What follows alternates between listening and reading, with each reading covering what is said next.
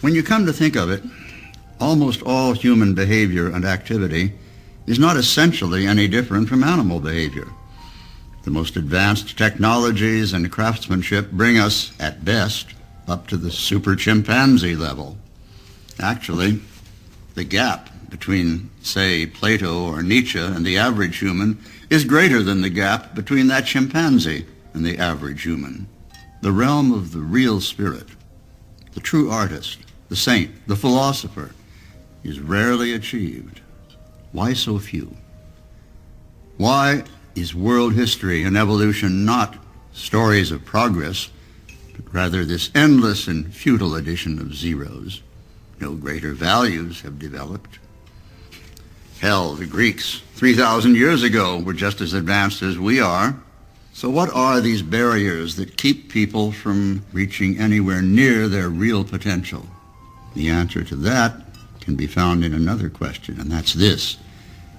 Which is the most universal human characteristic? Fear or laziness? The quest is to be liberated from the negative, which is really our own will to nothingness. And once having said yes to the instant, the affirmation is contagious. It bursts into a chain of affirmations that knows no limit. To say yes to one instant is to say yes to all of existence. Happy heresies, and welcome to the desert of the real. And welcome to that dual message from the Linklater movie, Waking Life. Bigly gnosis in that flick, including Gnostic expositions and, oddly, a rant by a young Alex Jones. We have got to realize that we're being conditioned on a mass scale. Start challenging this corporate slave state. As you will see, the clip messages are key to this podcast topic, as we are joined by the erudite and groundbreaking Christopher Dunn, discussing his latest book, Giza, the Tesla Connection, Acoustical Science and the Harvesting of Clean Energy. Whoa. No, we're not going to ancient Egypt because we never left ancient Egypt. For it is the font of Gnosticism and so much other Aeonbite heresy. In these arcane traditions, we harness forces that expand our consciousness and maximize our mind, remove fear and laziness, so that we can finally overthrow Yaldi-Baldi and his Karens and Catamites in the establishment, and write our own gospel and live our own myth. I choose to run toward my problems and not away from them. Because that's what heroes do. Let me quote Stephen Davis on how Gnosticism is key to tapping into the human potential, as, like Hermeticism, it's a religion of the mind. Religion has two basic models to represent divine reality. The first is the social model religion, which is the basis of Christianity, Judaism, and Islam, as well as Confucianism and exoteric Hinduism in the East, or found in Hesiod's theogony. It portrays God as a father, king, or judge, who judges, rewards, and punishes, sends messengers, and loves or hates. The second model is the mind model religion, which represents the divine as a mind, and salvation is achieved through introspection and meditation rather than obedience and dogma. Gnosticism is, essentially, a mind model religion like Buddhism, Advaita Vedanta Hinduism, Kabbalistic Judaism, and Sufism. The Gnostic ideas of cosmology as psychological evolution are similar to those of certain Eastern religions. Always remember what the Hindu mystic said. Mind moving fast is crazy. Mind slow is saint. Mind stopped is God. The Samkhya philosophy, as interpreted by Patanjali, author of the Yoga Sutras, claims that ignorance brings about the creation of what seems to be a world. Idealistic schools of Buddhism, such as Zen and Tibetan Vajrayana, teach that the world is brought into being as external materiality by the ignorance of persons who so perceive it. They claim that the Buddha mind is all and everywhere and coextensive with the human mind. Tell me, what is so interesting about the brain? The brain drives our thoughts, our behavior. It holds all of the secrets of the universe. The secrets of the universe? There's a whole hidden world inside each one of us which only needs to be deciphered. Once something's better left in the dark. Okay, Miguel, what does that have to do with ancient Egypt, Tesla, or stopping being lazy monkeys? Glad you asked, James Lindsay or Ben Shapiro, hypothetical Stan. As Christopher and other great researchers have revealed, technologies were used in ancient times that we are not yet aware of. Heck and heckety, just today, we are gradually understanding that the mind-body model of healing is scientific and that the simulation theory is perfectly logical. Why, oh why didn't I take the blue pill? In other words, humanity has overlooked or still has to discover incredible tools for our advancement. Scientism and globalism want us to think we've plateaued. They say the best we can do is become one with bots and accept brain chips. That's a totalitarian lie. The human mind is an endless reactor of invention and innovation. This is apparent when we tap into Gnosticism and Hermeticism or other ancient Egyptian conventions, when we reach out to Eastern mysticism, when we go inward and discover that the universe is within us as we are in the universe. Once again, things that could have been brought to my attention yesterday! We can do better instead of finding solutions in Marduk linear thinking, like improving tech a bit here and there, taxing some more, starting a little war, or social engineering humans until we get the just right docile population. Slowly, with your movies, your TV, and your media, we desensitized you. Redirected your worldview to the point that you can't even recognize evil when it's right in front of your face. More to the point, James, you can't even feel it when you're doing it. Instead, we can transform the climate, assist the poor, and heal the collective psyche with discoveries that will seem like magic at first. We can find new political models and unifying art. Say yes to that one moment and thus say yes to all of existence. Your life is yours to create.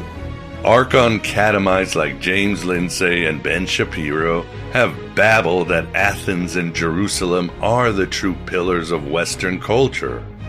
But in reality, Alexandria is more important. Alexandria is where great theologies arose, and the combustion engine was devised thousands of years ago. The first Hebrew Bible came from Alexandria, and likely too the first Christian Gospels. Hermes rose from Alexandria, and he was there when the Byzantine Empire started. He was there to inspire the best of the Muslim caliphates in Baghdad and Haran and other enlightened cities. He was there in Florence to ignite the Renaissance and later in Central Europe for the Enlightenment. He was there more than Moses or Jesus when the founding fathers convened in Philadelphia to start a new nation after overthrowing the mightiest empire on earth. The decision about what's best for everyone should be left to everyone.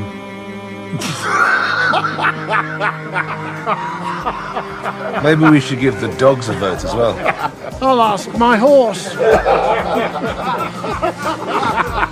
William Blake, England's poet, was deeply influenced by Gnosticism. America's poet, Robert Frost, was also guided by Gnosticism. So was arguably America's greatest author, Herman Melville, unless you want to use Cormac McCarthy, who also was a crypto-Gnostic. I could go on, but you get the idea. Give me Alexandria over Athens and Jerusalem any day. And the Aeon Jesus did appear when both cities were corrupted and well past their prime. Finally, they determine Christ is crazy, but he's also gaining power, converting a lot of people to his beliefs, so they kill him. But his disciples keep the secret and hide it from civilization until man could develop a science sophisticated enough to prove what Christ was saying. While you're at it, James and Ben, read Jeff Kripal's books, The Secret Body and The Flip. You'll see that Alexandria of old, as well as so many mind model traditions, were behind the greatest minds in history, not Athens and Jerusalem. We see alchemy behind Isaac Newton and Thomas Aquinas. Werner Heisenberg nurtured a lifelong interest in Indian mysticism.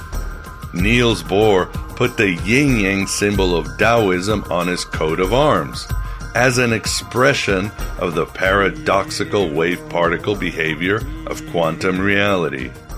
And he got some of his ideas from dreams. Erwin Schrödinger was an avid reader of Schopenhauer's idealistic philosophy, as well as Buddhism, Hinduism, and Advaita Vedanta. He contended there was only one mind in the universe. Wolfgang Pauli helped C.G. Jung develop his idea of synchronicity. These ideas were heavily refracted through Pauli's paranormal experiences, primarily telekinetic or poltergeist in nature. And so many other examples. I could go, yes, on and on forever. Oh, you shining crazy diamonds. From Einstein to Oppenheimer, from Madame Curie to Turing. Hell, even Descartes got his scientific ideas from dreams and used a Gnostic exercise of a simulation creating demon as the basis of I think, therefore I am. Our world has rules, and they can't be bent. But nothing in this world follows any rules of logic. This here, it isn't real. It's an illusion, a magic trick, a simulation. Not much Athens or Jerusalem, so please keep them, James and Ben and Degrassi, and all others who are symptoms of a sick civilization. Is your idiot brain getting fucked by stupid? My point is that we can't let the Archons limit us, that we have so much to discover and rediscover. If we tap into that ancient Egyptian gnosis and return to Alexandria. Cats like Christopher are showing us this every day. Will our clits explode? We could only do about an hour, so as a bonus, I'll provide our past interview with an amazing researcher, Johanna James. Like Christopher, she provided evidence of incredible tech that we've lost and that built civilizations that defied time and space. Don't miss it. My name is Miguel Connor, and you are about to tap into your higher mind. But first, more waking life. If the world that we are forced to accept is false and nothing is true, then everything is possible. On the way to discovering what we love, we will find everything we hate, everything that blocks our path to what we desire. You have begun to find your answers. Although it will seem difficult, the rewards will be great. Exercise your human mind as fully as possible, knowing it is only an exercise. Build beautiful artifacts, solve problems, explore the secrets of the physical universe, savor the input from all the senses, feel the joy and sorrow, the laughter, the empathy, compassion, and tuck the emotional memory in your travel bag. I remember where I came from, and how I became a human, why I hung around, and now my final departure schedule. This way out, escaping velocity, not just eternity, but infinity. This is the Aeon Byte interview. And with us, we have the pleasure of being joined by Christopher Dunn to discuss his new book, The Giza Tesla Connection. Chris, thank you very much for coming on the show. Well, thank you for inviting me. I appreciate it. Pleasure is all ours. And with us, too, as Vance has got his Clark Kent job keeping him busy, we are also honored to have Graham Pong to help out. Hey, Graham, how are you doing? Doing great today, Miguel. Looking forward to hearing about all the ancient technology. Indeed. It's an amazing conversation. So before we start, Chris, tell us a little bit about yourself and how you went from, I guess, Clark Kent to your Superman incarnation. I don't know if I've actually arrived there yet. Yeah, I think in your book you talk about once they considered you in fruitcake land. But now you're the one laughing. Well, yeah, I mean, that is certainly when you have received those kind of comments against your character, you can either laugh it off or just get all pissy about it. And I choose to laugh it off. And I mean, it's one of the more flattering things that I think has been said about me by the Orthodox camp. And, but how did I arrive in this awkward position? I don't know. I know how I got here. I just don't know how to get down from this perch that I arrived on. It's kind of like that story about the farmer's taking his son around the farm, and there's a turtle on top of a post, and he said, "That's a post turtle." He said, "You'll see a lot of post turtles in the world. These are people who are elevated to a position. They don't know how they got there. They don't know what to do after they get there, and they don't know how to climb down." I just became really fascinated with the Great Pyramid because it kind of resonated with me in terms of the mechanical aspects of it, and my background is in manufacturing, and so the details of how it was constructed and the precision with which a lot of the blocks that go into building the Great Pyramid were cut really impressed me, because knowing something about how to hold precision in on a piece of material, you don't expect to find modern day tolerances on artifacts from thousands of years ago, based on the current historical model of what was available to these ancient cultures. So obviously that was a huge area of interest to me for investigation, further investigation. But my main interest, and when I started to study it, was actually trying to figure out the Great Pyramid.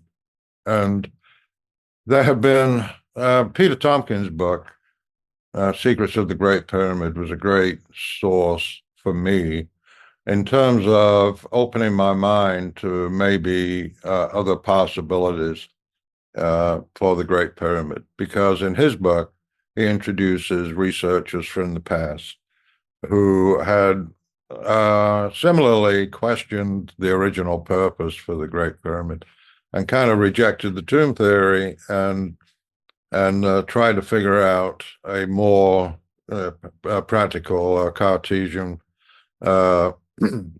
function for, to justify the expense that they went to build this structure that covers 13 acres and is made up of 2.3 million blocks of stone, with exacting precision throughout the interior and the exterior.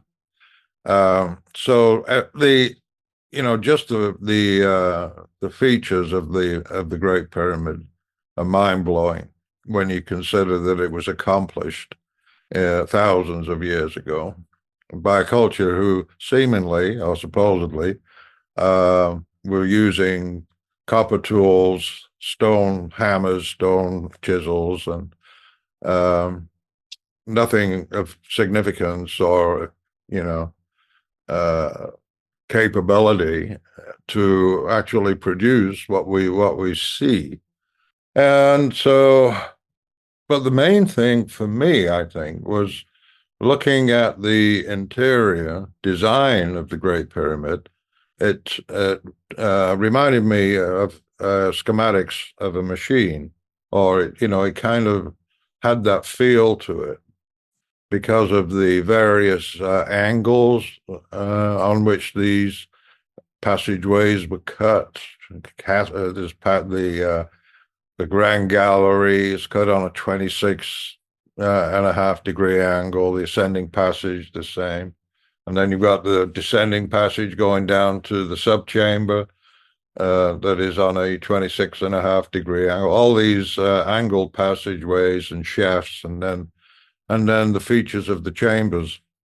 And so as I was reading as much as I could about what had been found over the years in the Great Pyramid, I started to assemble, a kind of a rough idea, or I was inspired to consider that the Great Pyramid was built not as a tomb but as a power plant, and it kind of descended on me like an Edison light bulb,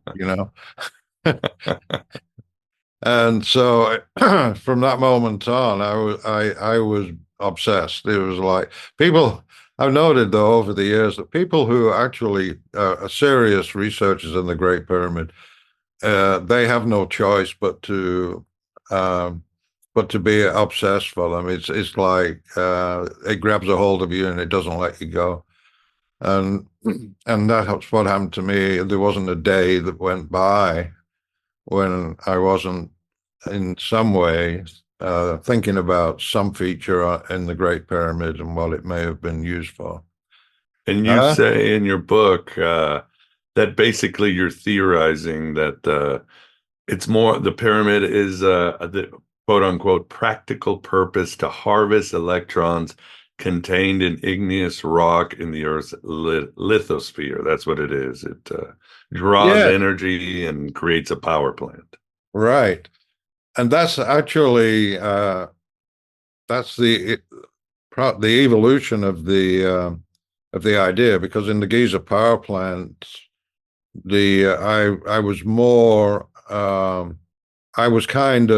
brought it to the point where it was a geomechanical power plant. In other words, the energy that drove the pyramid to resonance and vibration was a mechanical energy. And then, of course, there were some questions about how I discuss or how I arrive at the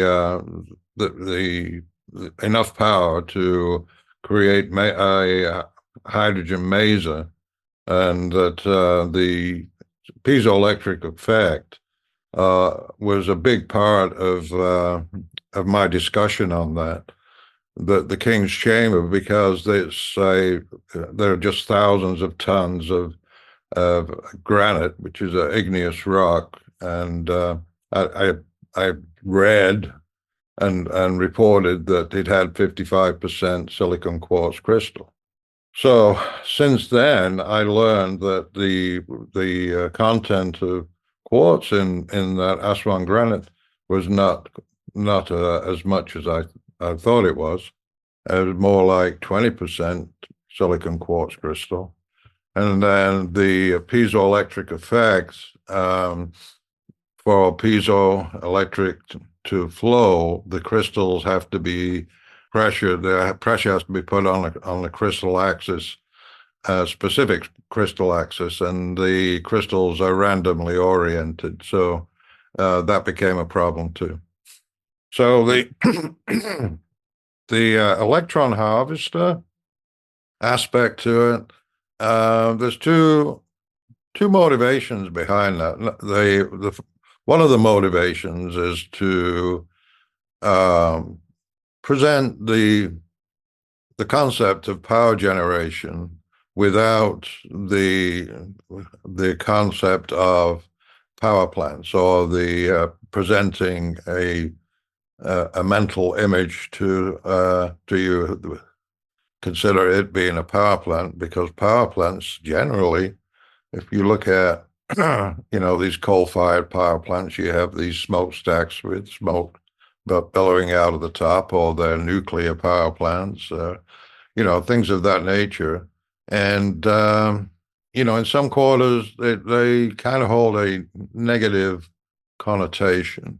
But with the introduction of the new physics by Friedman and Freund, who was a physicist for NASA for over 30 years, and he had developed the physics behind earthquake lights, or he had discovered the process that causes earthquake lights as he was studying different kinds of igneous rock.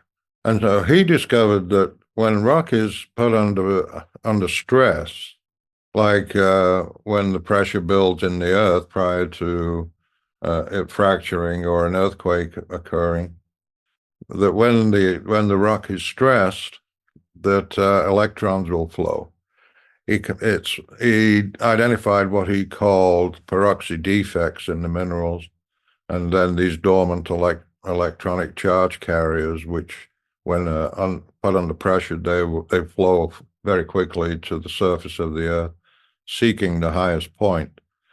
So I thought that was very significant. It's interesting, though, that he was beginning his study on that at the same time the Giza power plant was published in 1998.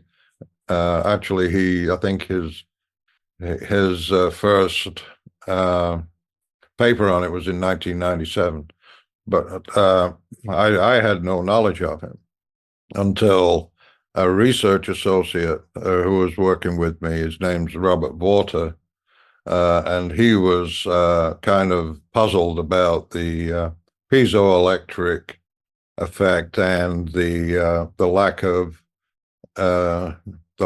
the evidence to support that it may be a factor in the King's Chamber. And doing research on the internet, he came across Friedman Freund. He contacted him and ultimately went to his lab at NASA Ames and gave a presentation. And so that they formed a friendship.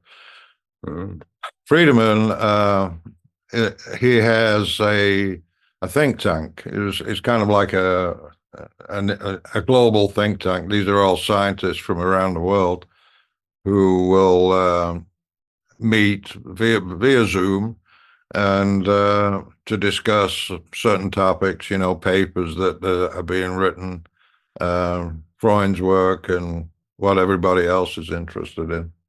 And they have mechanical engineers, geomechanical engineers. They have people interested specifically in identifying hotspots around the Earth of electromagnetic energy. So, if you consider earthquake lights and you look for a place where there are hotspots, then Marfa, Texas is well known for these terrestrial light shows where there are, the release of electrons from the igneous rock underneath. So his statement, Freund's statement, was that the lithosphere is a battery. If put under pressure, it turns into a battery.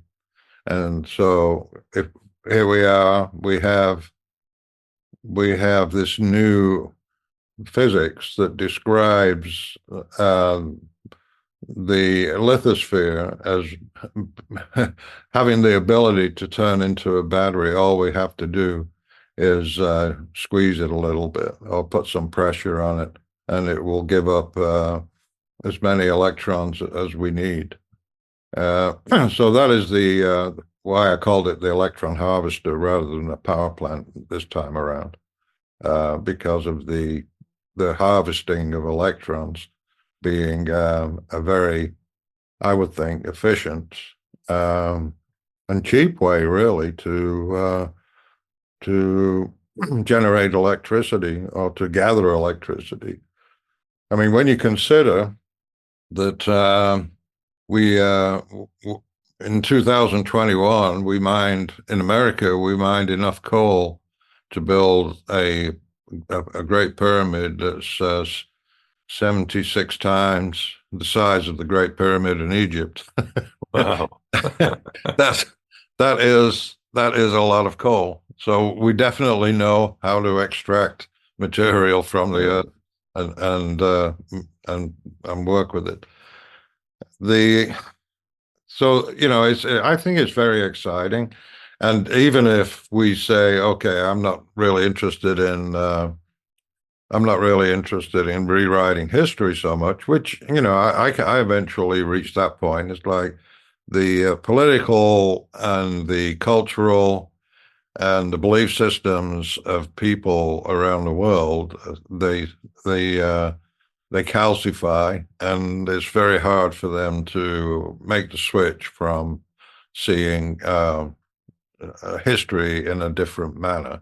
In other words, more of a cyclical civilizations rising and falling, right.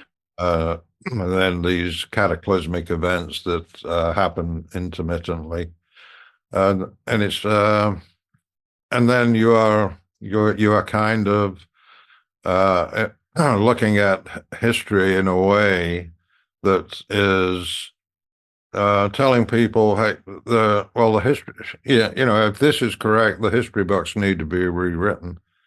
And can you imagine what a task that would be? So it's not surprising. It's not surprising that there is a tremendous resistance to these ideas.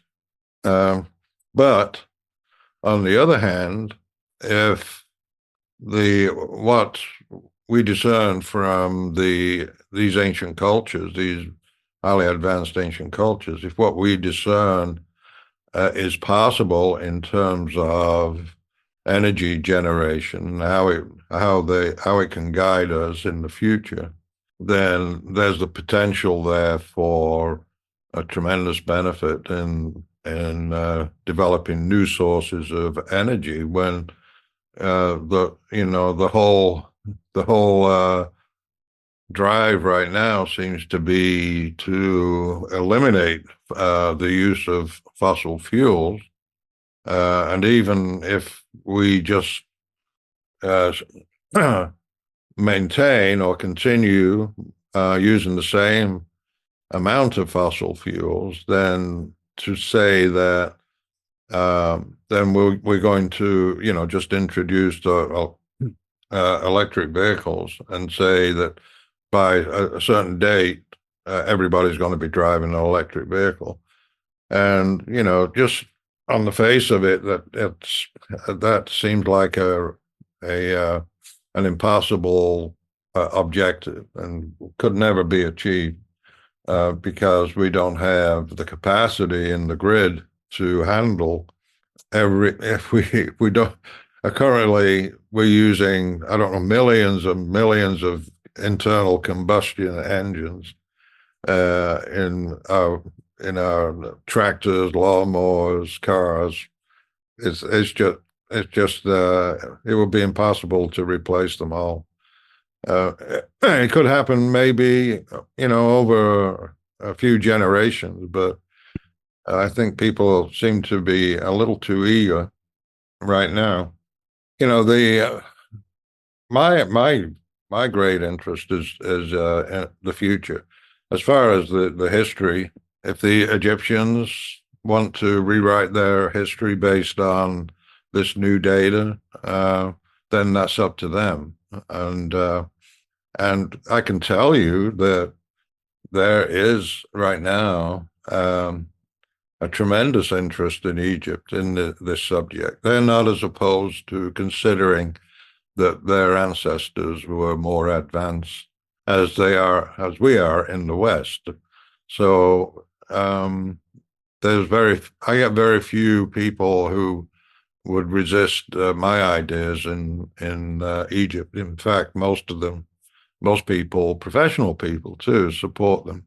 Engineers, I've engaged with Egyptian engineers who are now working diligently, educating their their peers and the public on the books that I have written.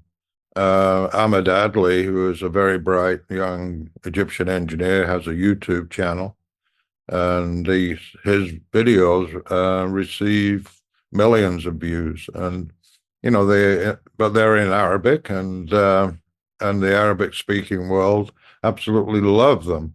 They want more. They keep. I don't know how he keeps up with it. He's got a lot of irons in the fire and has become very popular. Yes, I think the state of play right now is that I've arrived at a position at a place in my life that I never expected to be. I've exceeded all of my hopes and dreams in terms of success in presenting my ideas, and so I have no complaints at all.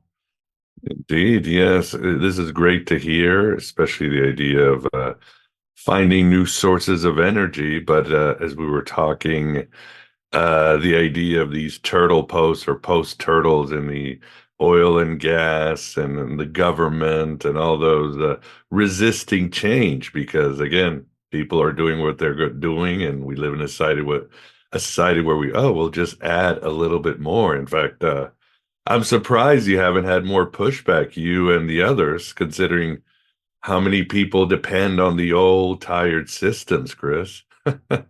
Well, I have had pushback, and there has been some recent activity the last few years where there's been kind of a very, very weak and uneducated response to some of the engineering observations that I made, and these have been kind of turned into YouTube videos, not very good YouTube videos. But there's one. There have been several artifacts that I have discussed over the years as being like smoking guns that indicate that the ancient Egyptians were using methods that have not been identified yet. They haven't been given credit for yet. And one artifact is a core that is the result of core drilling into granite that showed a feed rate of 100 thousandths per revolution of the drill, 100 thousandths of an inch per revolution, which is a phenomenal feed rate if you look at it from a conventional machining perspective. Then there's the boxes in the Serapeum that have these ultra precise surfaces that when I first came across them, I was blown away. I had no idea they existed, and when I came across them, I was flabbergasted, because they are like 13 and a half feet long, 7.5 feet wide, 8 feet high, with a giant lid on top of them. But the interior of these boxes, which are made of granite and basalt, but the interior surfaces are flat and smooth. The walls are square in the corners, and also square to the underside of the lid.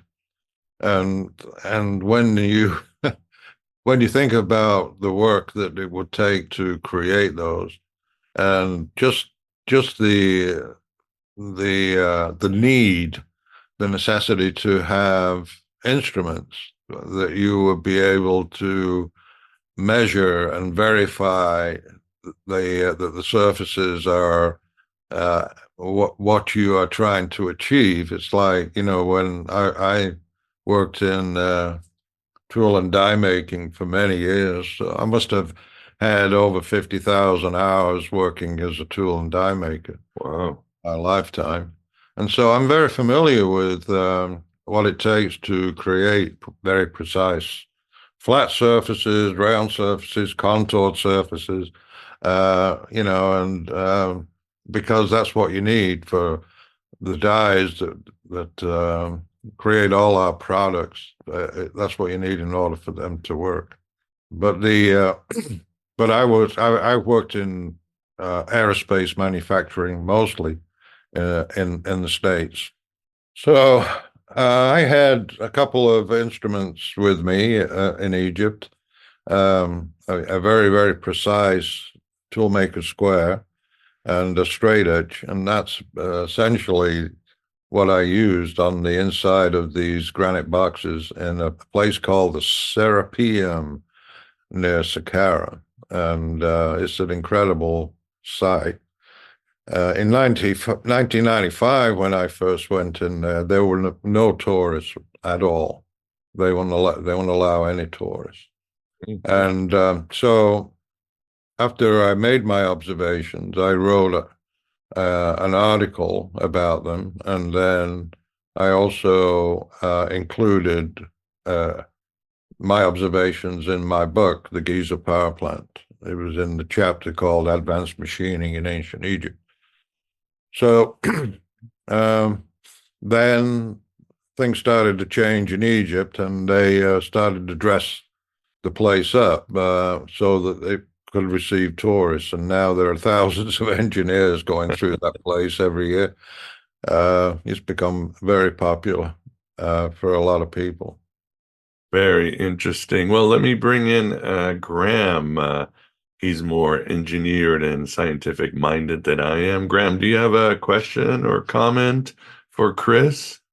Sure. I was just listening to him doing the explaining, and I find it, like I said, find all the ancient technology and the various possibilities in Egypt. He hit on a lot of the points that I was thinking. Again, the high-speed tube drills is one of the hardest ones to explain in any other way, but they got some technology we don't. Another one that Chris didn't mention was the pre-dynastic bowls and vases that they've been doing precision testing on to see their level of the level of quality and tolerance they have that are just to a level that we're really not capable of these days. One of the ideas that I don't know if he's encountered before, but last year MIT showed where you could develop a supercapacitor from using simply cement, carbon black, and water. And I was thinking that might have tied into the ancient technology, the ancient technology toolkit that they had. And he had the Serapeum with the I'd seen research there that they had done fermentation there, that they had produced piezoelectric from fermentation within the boxes. And I was curious what he thought of that one. And the last one is the Osirian, which is appears to be another pre-dynastic technology. Now that I've overloaded Chris, I'm curious to hear what he has to say. Where do you want to start? Okay. Well, let's start with the pre-dynastic vases, because that was I was intimately involved in that research. That had its genesis in 2018 when I ran a tour in Egypt with Robert Porter and Eric Wilson and Mohammed Ibrahim. And my son and his girlfriend came on the tour. My son worked in quality, so he was a quality engineer for a company in Indianapolis. And so he met a gentleman named Adam Young on the tour. Adam Young is a financier and lives in New York, and he had been purchasing these pre-dynastic vases, and so he was talking to Alex, and Alex said, "Well, what we should do is just inspect them, just see how precise they are." And so Alex invited him to the company he was working at to set them up in the lab and check them out. I was invited there. I was a little kind of skeptical of the how far this would go because of the issues of provenance, and that I thought that may be ultimately a stumbling block. And as it turns out, and it has become a stick which the Orthodox crowd seem to want to beat us over the head with.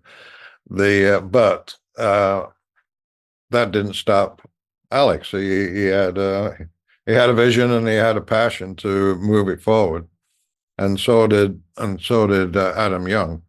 So I attended the inspection in Indianapolis, and I was very impressed with the accuracy of this vase and the run out, because in manufacturing, everything is about tolerance and precision. And when you're talking about an object that's round, then roundness comes into play. I'll give you an example. If you have a cylinder and a piston, the cylinder has to be round to probably within 2/10,000ths of an inch or less, and so does the piston. But the clearance between the piston and the cylinder is generally between 2 and 3/1000ths of an inch, which is about the thickness of a human hair. The vase that we put on a precision rotary table and spun it with an indicator on checking the surface for run out, it was within, I'd say, 2/1000ths of an inch run out on this artifact that was dug out of the sand under the step pyramid at some point in time in history, holding a tolerance of about 2/1000ths of an inch. Some areas within 1.5 thousandths. And so that was impressive. But again, it was like, wow, it would be great if we could actually have this done in Egypt on one of their vases that came out of a museum, one of their museums. So there won't be any argument about provenance, because there has been, as I mentioned earlier, there's been quite an effort to dismiss the concept of lost technologies in ancient Egypt, and to cancel me because of how popular it has become. And I'm not the only one running tours or I don't run tours in Egypt anymore, but there are a lot of people who are doing tours in Egypt where the lost technologies is a feature in the tours. So moving on with the vase, and I'll try and make it quick. Adam takes it back to New York. He goes to Connecticut, contracts with Capture 3D. They do a structured light scan on it. So he now has a point cloud file that is converted into an STL file, which is a format that can be read into CAD software. It's imported into the CAD software, and it is analyzed, and the dimensions are the geometry of the hole outside is done. So the next thing was, well, what happens now? Alex said it needs to be put out there into the world community. for people to be able to see it, look at it, analyze it, and come up with their own opinions or conclusions about it. And so Adam and Alex decided, well, yeah, we will do that, but how do we do it? So they elected to use Ben Van Kerkwijk, who owns Uncharted X. Ben runs a lot of tours in Egypt. He also has a YouTube channel, and he has done a lot of really excellent work on lost technologies, including the Petri core number 7. He's done videos on the Serapeum, on the Ramses statues, all of the artifacts that I address in my book, Lost Technologies of Ancient Egypt. He has addressed in his YouTube videos, and they've been very successful. So Alex approached Ben Van Kerkwijk and described to him the project and asked him if he would be interested in releasing it to his community of subscribers and viewers. And so he was more than happy to. He put it out there on YouTube, and the response was unbelievable. It was quite remarkable. And there was a gentleman, I think, in Spain who he was a cryptographer and mathematician, and he analyzed the file. And working with another mathematician in Poland, they came up with he wrote an article on the Egyptian vases, which was elegant, it was powerful, and basically, if you take anything away from it, his comment and assertion was, in order for this to exist, computers had to have existed, because there's no other way that they could have made it without being able to without using a computer. And so where that stands now, another owner of vases got involved. His name's Matt Bell, and he's from Sarasota. And essentially, he contacted me, and we had another inspection event at the company that I retired from, Danville Metal Stamping, and Matt Bell brought his vases, and as well as Adam brought his, and then we set them up in the lab at Danville Metal Stamping. There is a video on Uncharted X that describes the events of that day, because Ben Van Kerkwijk was there too, and recorded the whole event.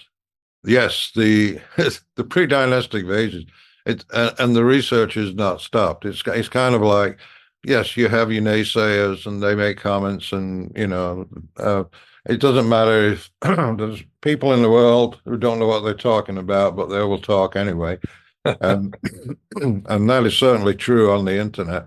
Oh, yes. On every subject. On every subject imaginable, right? And so, despite that, some of them have good points, make good points, and you just take them on board. And, I think the major point actually goes back to my original thought was that if only the Egyptians would take one of their vases and subject it to the same kind of rigorous inspection methods, and then there'd be no question about where these came from. But that is now a project underway in Egypt, so it's going to happen. How long? Of course, because it takes a little longer in Egypt because of the working with the Council, the Supreme Council of Antiquities, or the Ministry of Antiquities. They have to have a part in how the work proceeds and how it is released, how the information is released once the research is finished.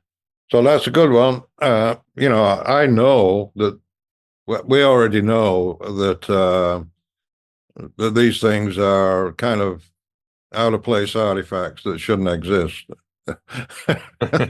Yeah. Right. Right.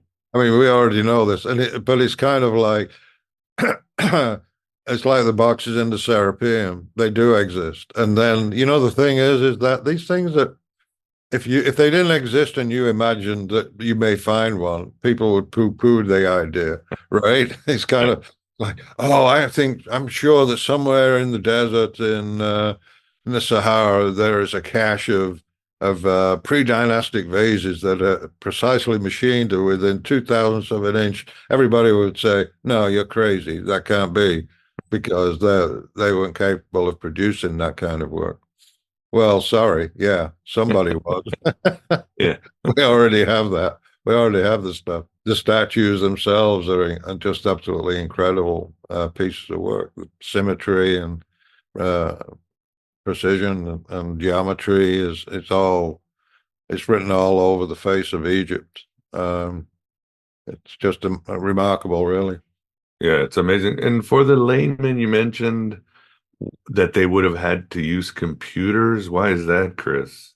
Well, it's because of the geometry. I'm not a mathematician, and so there are certain constants or formulae that were discernible within the geometry that kind of was I used to control the design.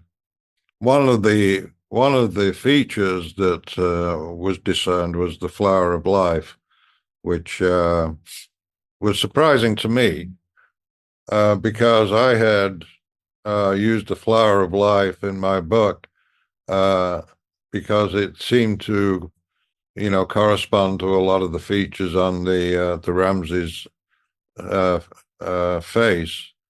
And so it's like here on a vase, it pops up the flower of life.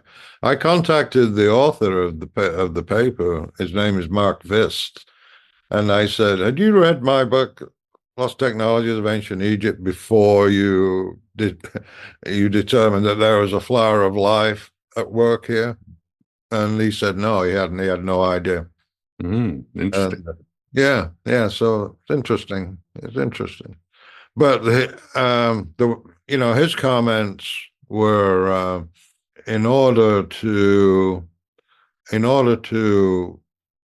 generate the code or the information to give to the machine to control a tool to cut the material and recreate this shape.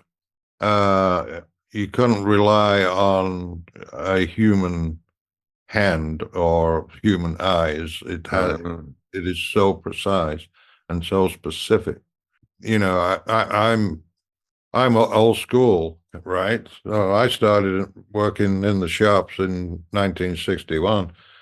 So there were machines that I'm familiar with, that I became familiar with during my career, that modern machinists and tool makers have never heard of. And the way we did things before there were computers, at least before computers became a big feature in controlling machine tools, we used mechanical means, hydro-mechanical means, electromechanical means. And so we were familiar with doing things. If we had specific shapes that we needed to turn on a piece in a lathe, there would be a template made, and a stylus would follow the template, and the stylus would control the movement of the tool so that the tool would move in and out accordingly to follow the template.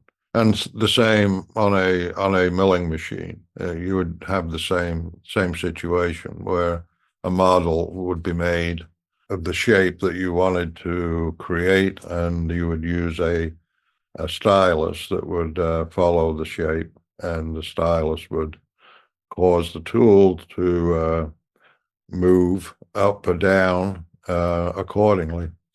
Even so, and knowing and actually knowing what kind of product those methods produce, there was always a lot of secondary finish work. So after a piece had been machined, usually it would have to have some fine tuning, a little grinding and final fitting before it was the dimensions were brought to the drawing requirements, and then also the finish of it. So if you look at the bowls, they don't look like they've had the vases. They don't look like they've had any secondary finish. They seem to be like a almost seamless transition from one area to another. The lugs are particularly interesting, and they present a bit of a challenge in terms of how you incorporate the lugs into the design, because the area between the lugs would have to be cut out separately from the rest of the body of the vase, and then holding that surface to within the same tolerance as the rest of the body. You'd have to be mindful of that. So yeah, it was not done with simple means. Certainly it couldn't be achieved by hand. And it has been tried. There have been efforts to create vases, these pre-dynastic vases, using traditional methods. And there's I think a group in Russia that attempted it, and failed. They brought it to a certain state, and I think it took them a year or so. But they brought it to a certain state, but they refused to polish it to a final state because it already. I mean, there was it was so far off in terms of complying to any specific order of precision that it would not pass. I mean, there's such a thing as reverse engineering, right? Or somebody comes into a shop, maybe a farmer, he's got a piece that broke off his tractor, and he comes into the shop and he says, I need another one of these made. So the people in the shop they would say, okay. They inspect it, they inspect the piece, they determine what's needed. He may bring in two pieces where the thing broke in half, and so they recreate the piece, make a new drawing of it, and they replicate it. And it has to be exact in order for it to work. And that is one of the issues that we're faced with right now, with bridging the gap between archaeologists, Egyptologists, historians, and the engineering world, where in Egyptology they describe a method as being the one used by the ancient Egyptians, and generally that method includes materials that you could reasonably say were available to the ancient Egyptians like 4,500 years ago, and and so they become slaves to the method, right? And then there's the engineering side, and they say, well, if you're going to prove how something is made, you need to make something an exact copy of what exists from that time. And they never do. Even though they've attempted to do it, they have tried, but they never do. They never focus on the most difficult aspects of the work. There's one, the Petrie core. They had there's a guy in England. His name's Dennis Stocks, who worked for Manchester University, and he did this tube drilling using a copper tube and sand, and was able to gouge out a few inches into a piece of granite and pop out a core. It didn't look at anything like the Petrie core. And in fact, in his book and his articles, he doesn't even describe looking doesn't even reference looking or measuring what already exists from that period of time. So he had something to go by and say, okay, this is what the ancient Egyptians made. So what I'm going to make has to look exactly like that, right? I mean, that's at a minimum. At least have some resemblance to it as far as its features. Right. That's not it. I mean, that's not even considered. It's like, okay, these are the tools, and this is what they used, and yeah, you can grind out a few centimeters of granite, and so let's all go home and have a beer. But they don't answer the question satisfactorily, in my opinion, and it certainly wouldn't pass in an engineering company, that's for sure.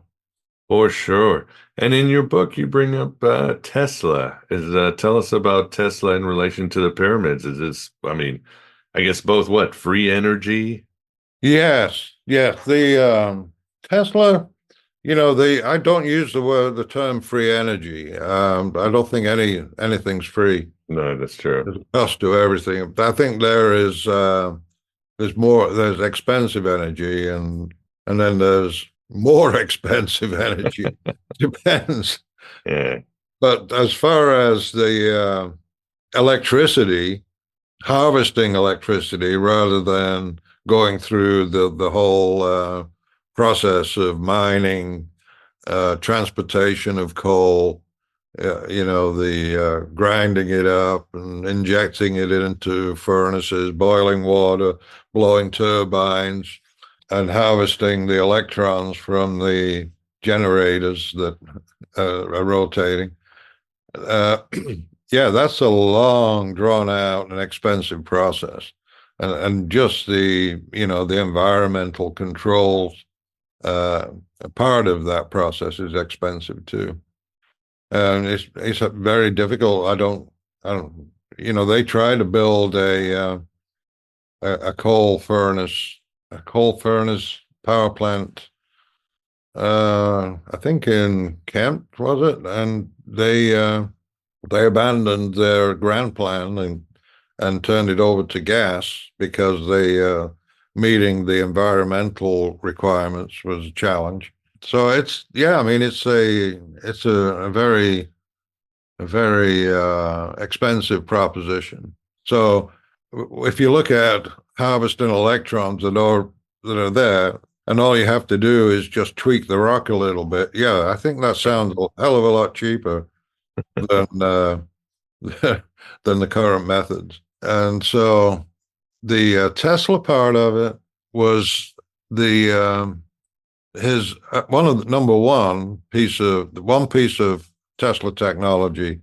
It was the driving force. Okay, so it's like the earthquake machine that he made, which was based on harmonics and resonance, and he made this machine and attached it to a girder in a building. I don't know whether it was the building he was living in or what, but he turned it on, and what that does, it imparts a pulse.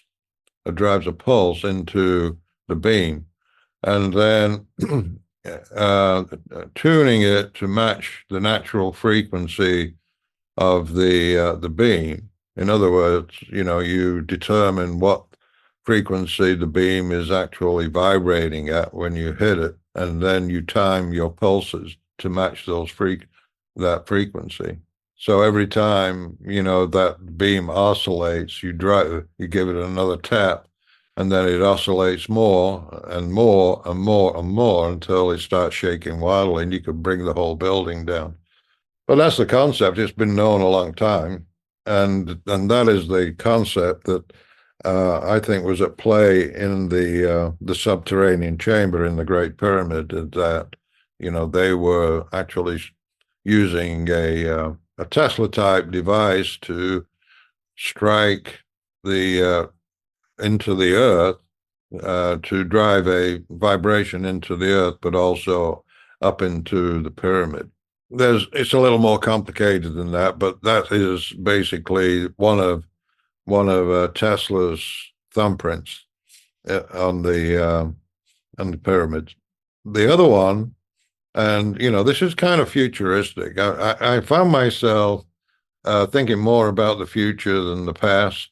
When I was in the closing stages of writing my book, and I was like, well, we may be on a path to develop electric vehicles, but delivering power to those vehicles traditionally is well, I think it's fraught with problems, because it requires big, heavy batteries, right? And then the whole mining issue and the supply chain issues for the battery creation, and the way the batteries are refueled, how many miles you can get it on a charge. And so all of these issues are an issue, are a problem, I think. But if we look into the future, and generally, what I was doing, I was looking into the past and into the future. So you look far into the past, and go back 100 years, and you consider the technology at that time. I mean, the advances in computer technology. The Charles Babbage machine, the calculator, was huge, right? It was full of rods and pistons and wheels, discs, screws, you name it. It was big and heavy, huge frame, and the calculations that it turned out, just a very, very small fraction of the power that we have in our cell phones, our smartphones, would do the same or more. And so, the reduction in size, or the efficiency, and the reduction, miniaturization of work, performing work with less energy, performing work more efficiently, seems to have been the path that we've been on for over 100 years. And then, we look at the new disclosures on the UAPs, right? And if that doesn't inspire you to want to develop your technologies a little further, I don't know what else would. But I mean, here you have these vehicles who are operating in our airspace and performing feats of flight that boggle the mind and far exceed anything that we would be able to do. I mean, dropping down from 80,000 feet to sea level in a few seconds, we couldn't do that. Nor could we shoot off 1,000 miles an hour and then make a right-hand turn without stopping. That would be impossible for us to do in our technology. And then when you observe these crafts that have been captured on video, and you try and you say, oh, okay, what is making them? What is their propulsion system, right? Because we see our planes that go through, when they turn on the afterburners and shoot up real fast, that you certainly are able to see those afterburners kick in. So obviously they were not using a propulsion system the same way we are. And so I think of a time in the future where we may be able to understand more about gravity and how to work with it, defeat it, and also to be able to deliver electricity wirelessly, as Tesla proposed. And that the Wardenclyffe Tower, that his funding was pulled when he was building his Wardenclyffe Tower, but that was his objective, was to be able to broadcast electricity, so people anywhere could, without wires, be able to access it. And so that's, maybe it's a little fanciful, a little science fiction-y, but I don't think that's a bad thing, because when you look at the past and you look at what science fiction writers were talking about, a lot of what they were talking about has come to pass. So Yeah, very true. Very true. Or even some of the social ones like Orwell or Aldous yeah. Huxley. Oh my God. Yeah. Yeah. Yeah. We still don't have flying cars. We did not want his vision to come to Right. for sure. So yeah, I mean, but there are two edges to every sword, right? Of course. Yeah. Fire from the god, right, Chris? Right. It's gonna keep you warm at night, but also burn down your town. So Right, yeah. Yeah, you sure you want this? That's a question. Be careful what you wish for because you might get it. Number of times I've been reminded of that.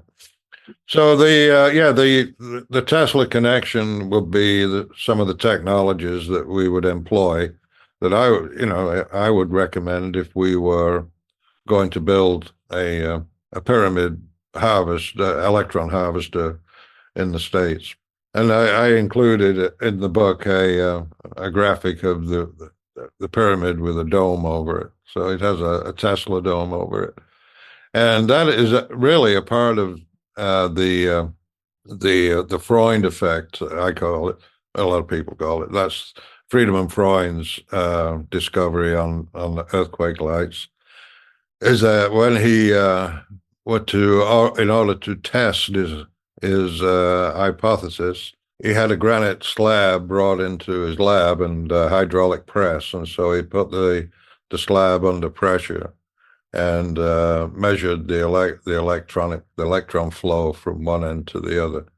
But to do so, he had a cap on the opposite end of the area that he was pressurizing, and so he was able to prove his theory to be correct. Moreover, it's not just him, but another lab in Japan did the same thing. They followed his research and they replicated his experiments and confirmed the results. So I think that's very exciting indeed. But the Tesla dome would provide the same thing as Friedemann's setup, in that you would have the negative holes rushing to the surface into the pyramid, and they would connect with the dome and then be radiated out into the atmosphere. So there would be that what Freud called a handshaking, and things would happen. Wonderful. And for the audience, as they say today, Chris brings the receipts. He's got plenty of diagrams and tables and a lot of math and so forth. So he does back it up very well beyond text with a lot of visuals and so forth, and Giza Tesla connection. Well, I don't have any more questions. I think we've covered a lot. Graham, do you have any comment or last questions? The last question that occurs to me is, how do all the other pyramids fit into Chris's scheme as the power plants go?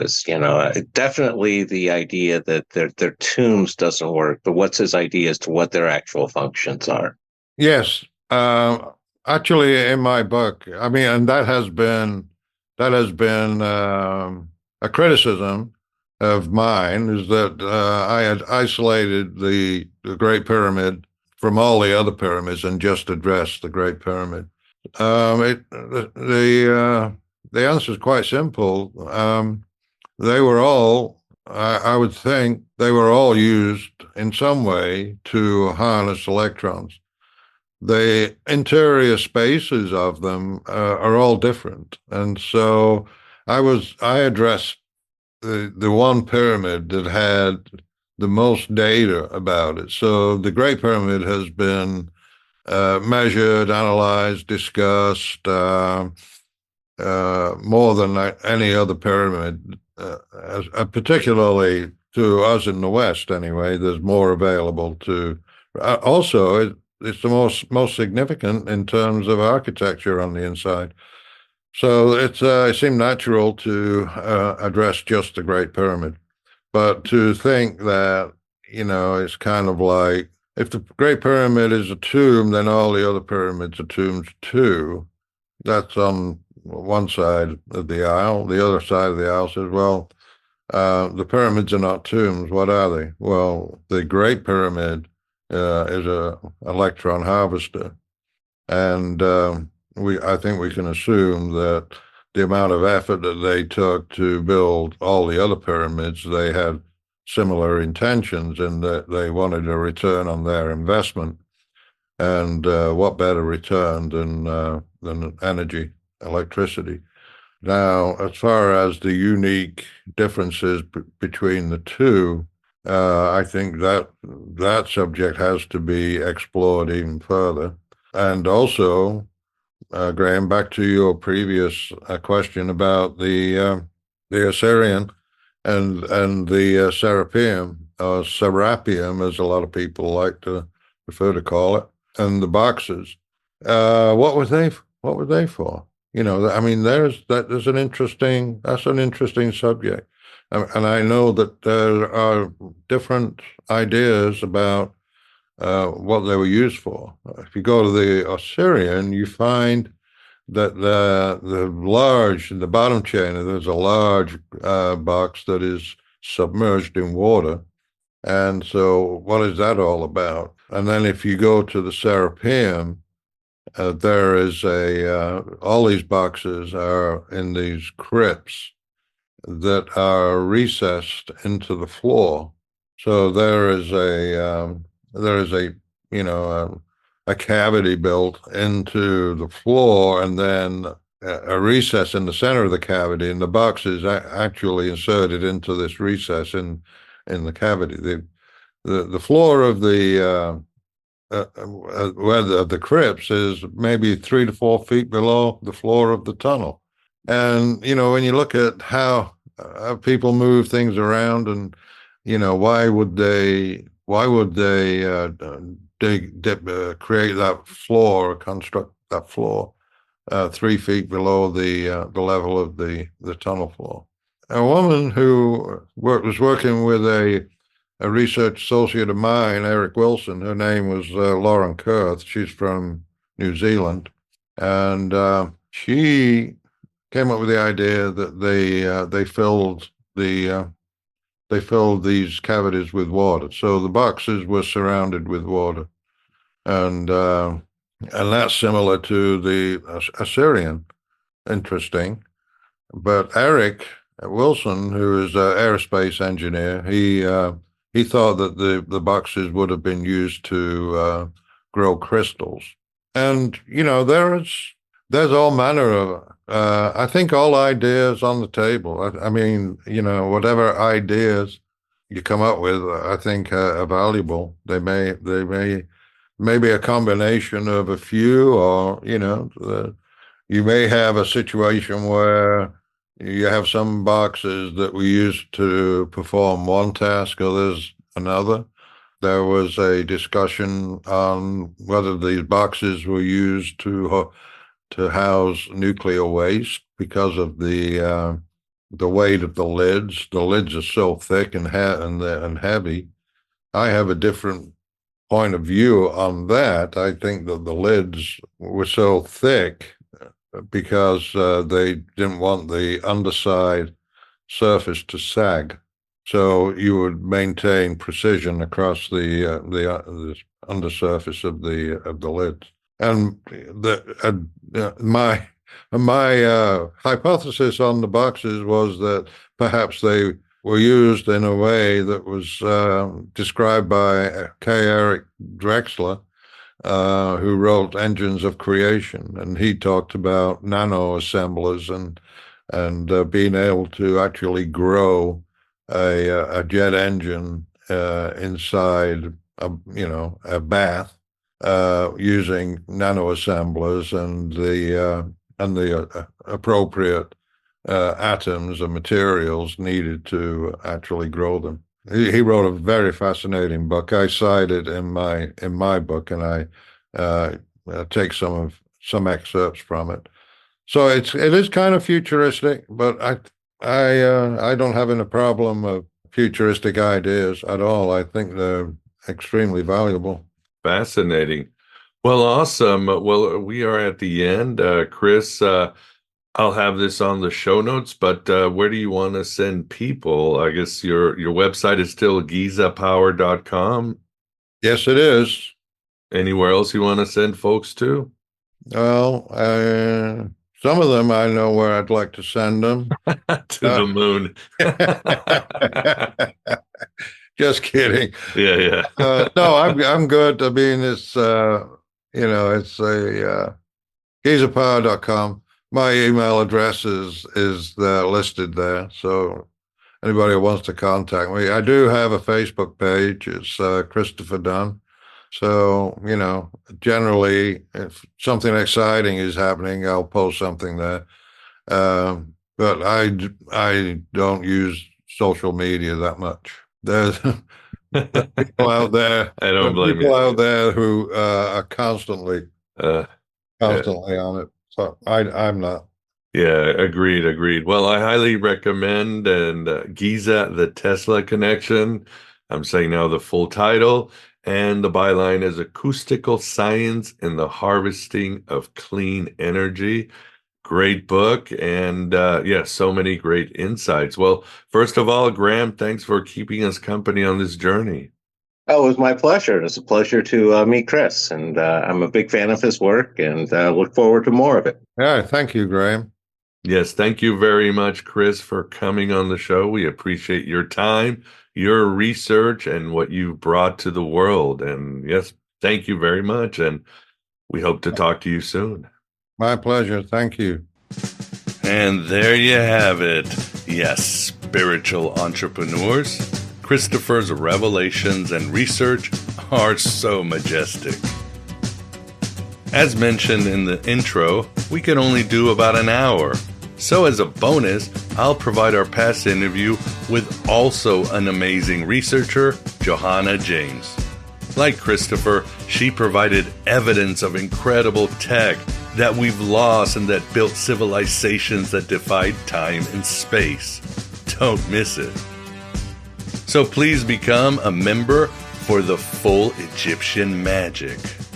It's only $6.99 a month for AB Prime or $4.99 at Red Circle or whatever you want to pledge on Patreon.